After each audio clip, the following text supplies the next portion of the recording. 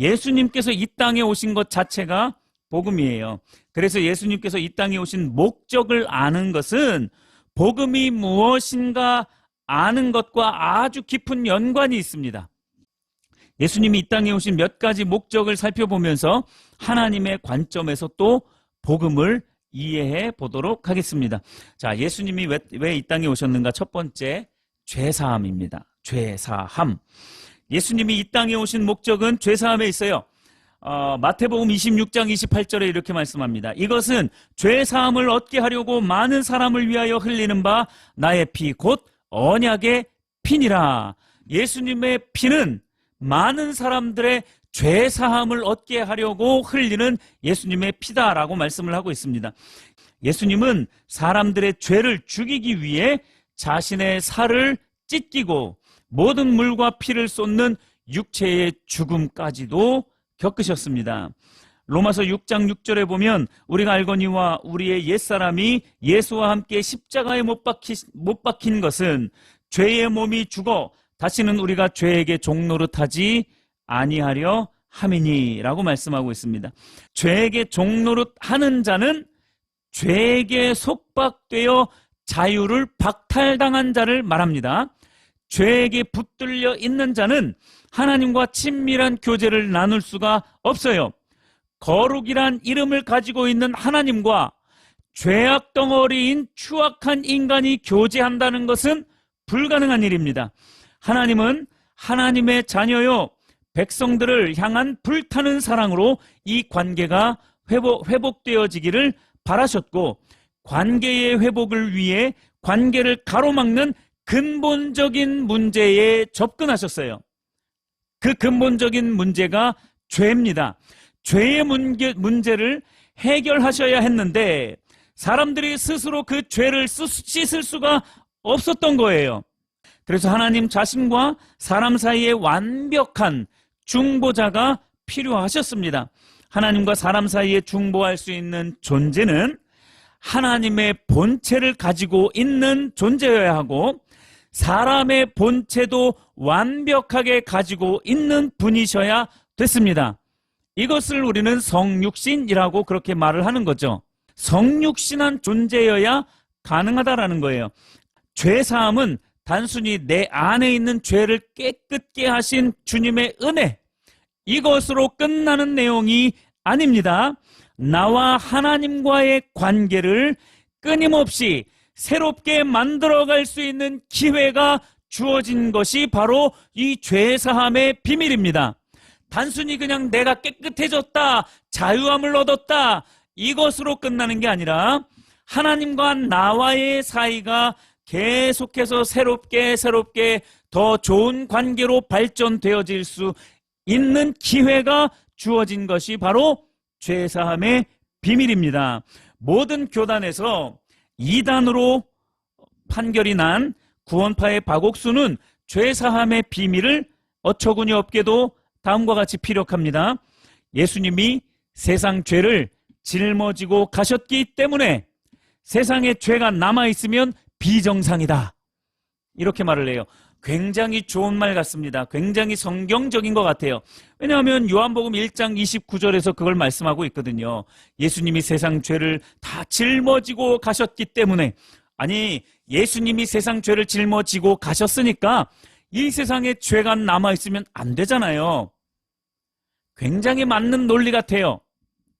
마치 대단한 진리를 발견한 것처럼 오직 성경이란 말을 써가면서 성경대로만 해석한다고 그렇게 말을 합니다.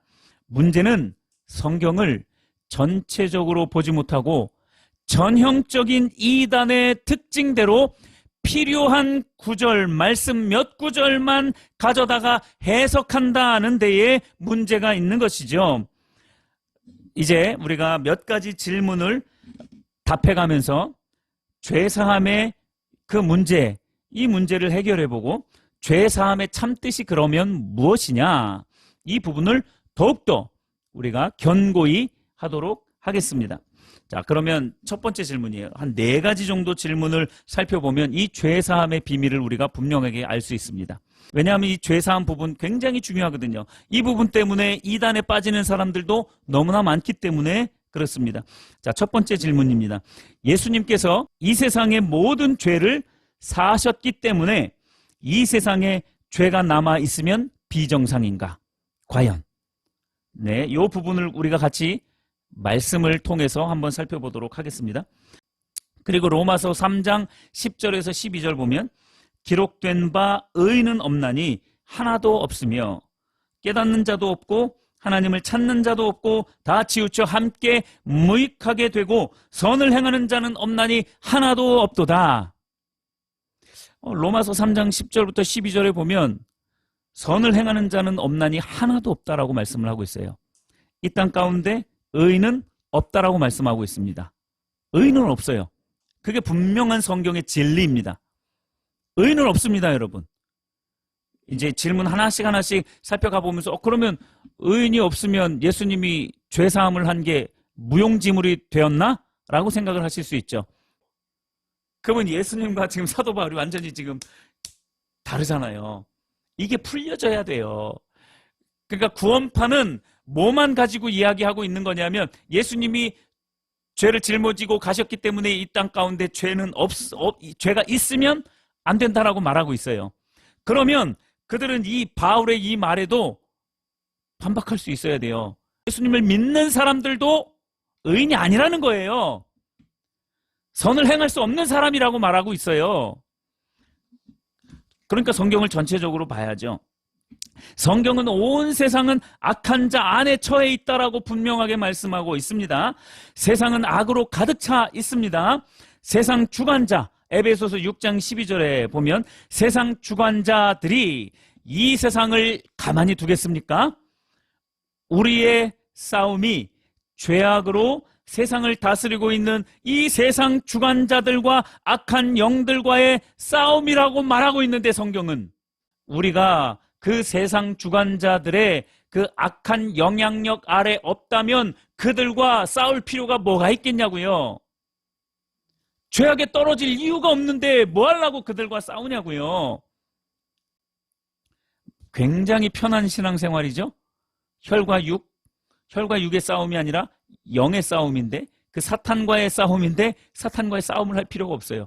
성경도 같잖아요. 그러면 성경은 분명히 우리의 싸움은 죄악으로 세상을 다스리고 있는 그 세상 주관자들과 악한 영들과 싸워야 된다라고 말씀하고 있는데 첫 번째 질문, 그러면 이 세상에는 악이 존재할 수 없느냐? 아니라는 거예요.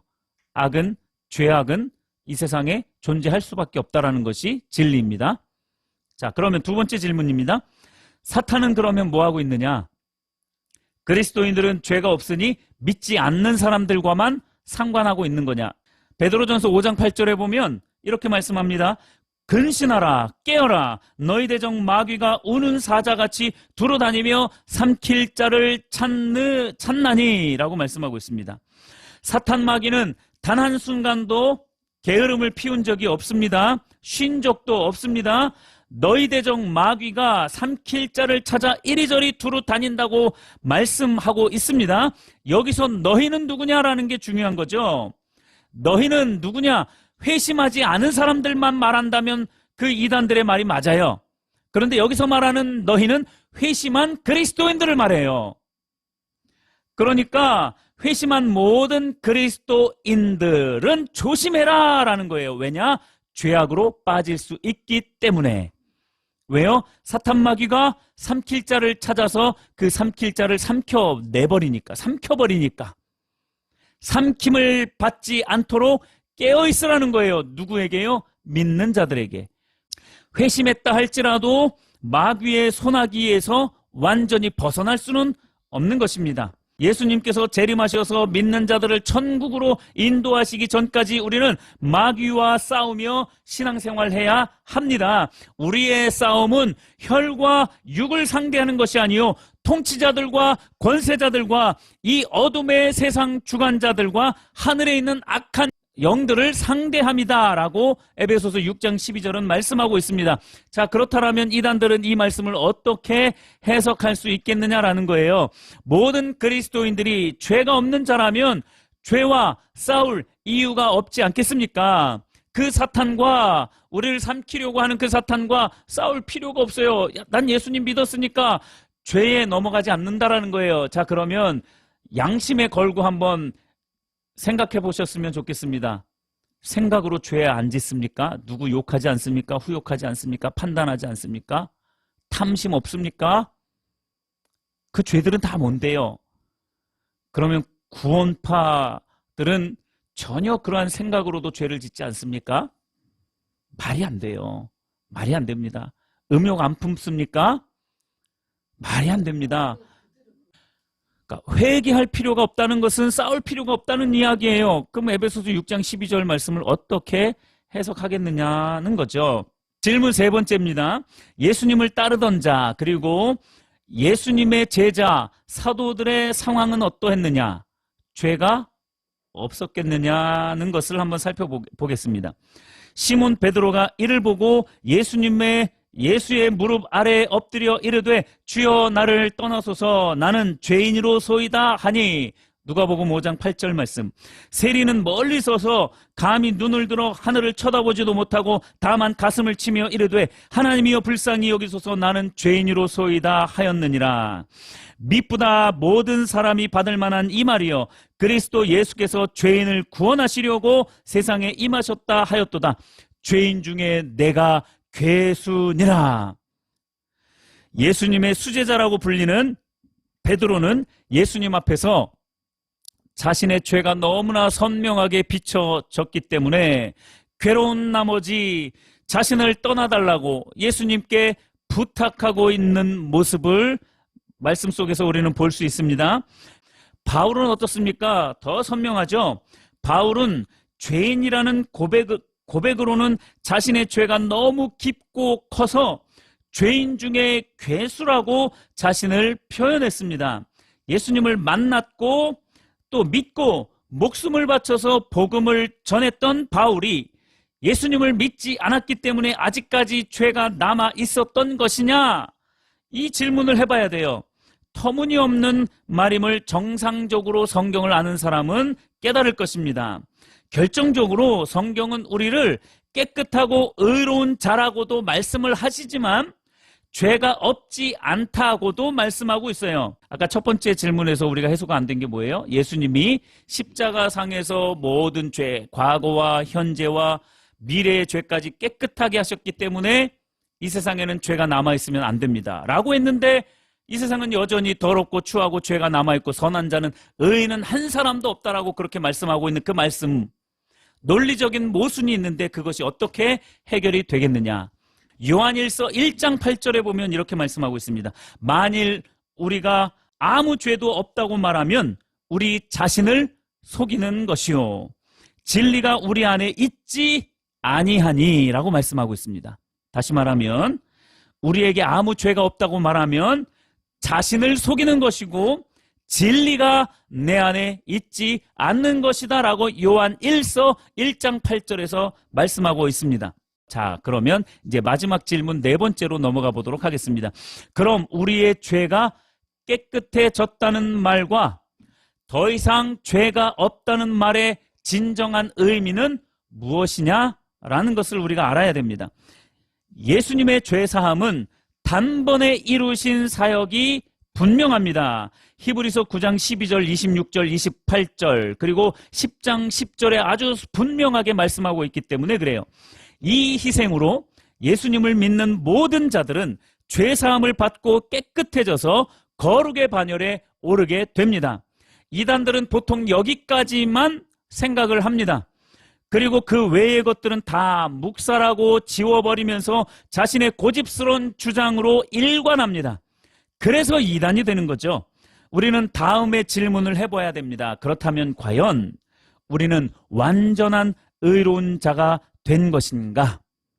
맞는 말이면서 틀린 말입니다. 100% 맞는 말이면서 100% 틀린 말입니다. 성경의 진리는 그러한 것들이 많아요. 예수님이 마치 100% 신이시면서 100% 사람인 것과 동일한 그러한 논리들이 굉장히 많이 있습니다. 우리는 예수님을 믿는 순간 예수님의 십자가에서 흘리신 그 보혈의 공로로 말미암아 죄 없이 깨끗한 의로운 자가 된 것은 분명하기 때문에 맞는 말이에요. 그러나 이것은 어디까지나 법정적 의미의 의로움입니다. 이를 의롭다고 여겨짐, 즉 칭의라고 말을 하는 것이죠. 다만 본질적으로 우리 자신에게 죄가 없거나 아무 흠이 없어서 의롭다라고 칭해진 것이 아닙니다. 더러운 죄가 가득하고 여기저기서 여전히 흠이 많이 발견되지만 예수님의 그 피의 공로를 믿고 의지하는 자들에게 의롭다라고 칭해 주시는 것뿐이에요. 그래서 우리가 완전히 의로운가에 대한 답이 틀렸다라고 말을 할 수 있는 거예요. 우리의 의는 우리 자신의 의가 아닙니다. 누구의 의냐? 하나님의 의예요. 그 하나님의 의가 우리에게 예수님을 믿는 그 순간 우리에게 덧입혀져서 의롭다라고 칭해지는 것뿐이지 죄를 안 짓는 존재가 아닌 거예요. 그러니까 우리 안에는 끊임없이 죄가 있는 거예요. 그 죄를 계속해서 회개할 줄 알아야 되고 씨름을 할 수도 있어야 되는 거죠. 예수님을 믿는 자들에게 차별 없이 주어지는 하나님의 의라고 로마서 3장 22절에 분명하게 말씀하고 있어요. 내 의가 아니라 하나님의 의가 덧입혀지는 거예요. 본질적으로 내가 의로워진 것이 아니에요. 우리는 끊임없이 아까 에베소서에서 말씀하고 있었던 것처럼 그 사단의 권세와 끊임없이 씨름을 해야 되는 거예요. 앞에서 다룬 것처럼 우리의 대적 사탄 마귀는 오늘도 삼킬 자를 찾아다니며 죄로 올가매려고 호시탐탐 노리고 있어요. 거기에 넘어가면 죄의 종이 되는 겁니다. 회개하지 않고 그저 죄를 예수님이 다 짊어지고 가셨기 때문에 나는 회개하지 않아도 된다라고 그냥 그 죄를 계속 짓고 있다라면 그 사람은 죄의 종이 되는 거예요. 씨름하지 않았기 때문에, 죄와 씨름하지 않았기 때문에, 죄를 증오하지 않았기 때문에 그 사람은 죄의 종이 되는 겁니다. 죄의 종이 된다는 것은 사탄의 종이 되는 거예요. 하나님의 자녀가 아닙니다. 바울만 죄인 중에 괴수가 아니라 내가 여러분들이 죄인 중에 괴수라는 것을 깨달아야 합니다. 우리는 여전히 죄 가운데서 살아가며 끊임없이 죄를 자백하며 회개함으로 하나님께 더 가까이 나아가야 할 존재입니다. 죄사함이라는 놀라운 주의 은혜를 통해 방종과 오만이 아닌 더 겸손히 주님만을 의지하며 하나님께로 나아가 허물어진 친밀한 관계를 회복해야 합니다. 우리가 의지하며 하나님께 나아가 친밀함을 회복할 수 있는 유일한 통로는 예수의 피밖에 없습니다. 예수님의 그 죄사함은 과거와 현재와 미래의 모든 죄, 그러니까 이건 구원론적인 면에서 법정적인 용어로서 칭의의 의미에서 과거, 현재, 미래의 죄를, 모든 죄를 깨끗게 하셨기 때문에 우리가 구원받을 수 있다라는 자격을 얻은 것뿐이지, 구원 얻은 하나님의 백성들이 살아가는 삶의 자세는 죄와 싸우며 씨름하며 그렇게 살아가는, 그것이 바로 성경에서 말씀하고 있는 죄사함의 비밀입니다.